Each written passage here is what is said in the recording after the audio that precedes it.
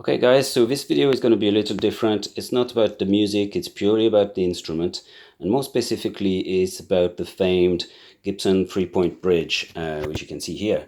You're probably aware that a lot of people, at least if you're interested in this video, you would have heard that some manufacturers make replacement bridges for the Gibson 3-point bridge that's used amongst other on the Thunderbird and has been used since probably the 60s. Now, the idea here is that a lot of people find the out-of-the-box of the Gibson bridge not adequate. One of the main reasons that's often cited, and that I personally don't agree with, is the sustain. So people think or say or attempt to prove that because we have a floating bridge, you see the way here it's not touching the body of the guitar, there's less sustained. In my experience, that's very minimal, and like if I play this string, for example, you'll hear it ring for long enough. It's not even tuned properly. You'll hear it ring for long enough. And certainly I've never, listened to an album and thought, oh, I wish the guy had changed the bridge on his Gibson because the sustain is not good enough, right? That's not a very likely scenario. Now, the reason I think there's a lot of benefit in changing this bridge is in terms of setup. So you see, for example, here the fabric is going over the saddle. So depending on what your string gauge is, your tuning, maybe you're tuning down to drop D or whatever, you invariably end up in trouble because there's not enough span here to really set the saddle with a lot of different positions. Also, it's quite hard to reach this screw here, which is the one to set it. And you'll see when I take the strings off, this saddle is completely loose, so it's very easy to lose your settings as well when you're changing your strings or cleaning your bass. So all these reasons really for setup and intonation rather than sustain are the reasons why I like to use a replacement bridge on my Gibsons. And I'll try to show you, I'm going to put down the camera here, I'll try to show you how easy it actually is to put in a replacement bridge.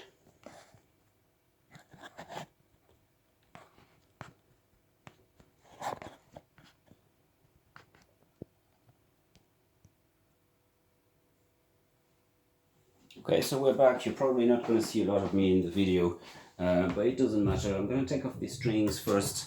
In a real life scenario, you'd probably want to change your strings. You might want to also clean your fretboard and all that sort of stuff. But we're not going to waste time here today. I just want to focus on the bridge and show you the replacement. I'm just going to pop out those strings very quickly. And of course, if you have no experience with intonation, with setup and things like that, it's not something dangerous. You can't really break anything, but the alternative is to get a professional guitar tech to work with you or show you how to do it if you haven't done so before. It's always a good skill to learn, to be able to take care of your guitar yourself.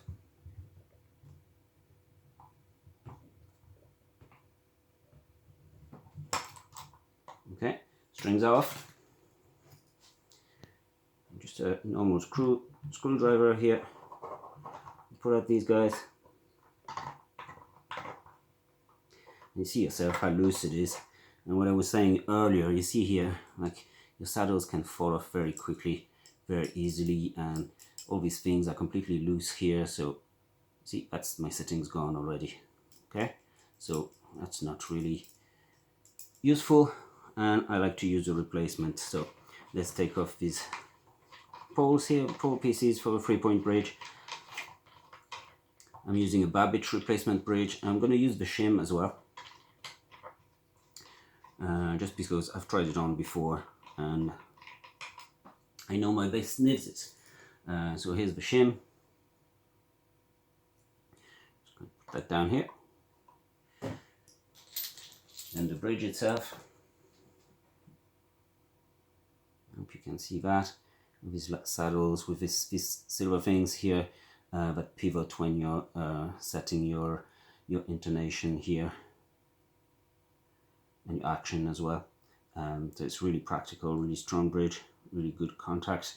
If you're into that theory on sustain, you'll get a good result from this for sure. And then we get 3 screws here. You just need to put them in, and we'll be done before you know it.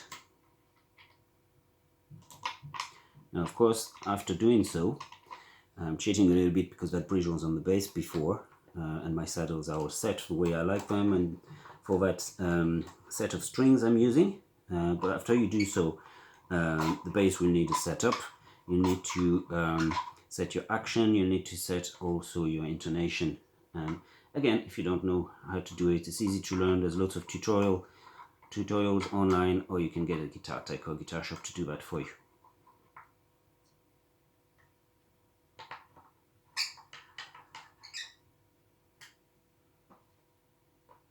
Alright, so I hope that was interesting for you.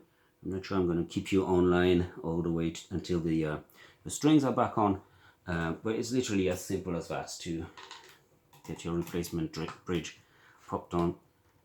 Pull your strings in. Not best practice to not use clean new strings, but there you go. It's as simple as that to get them replaced anyway.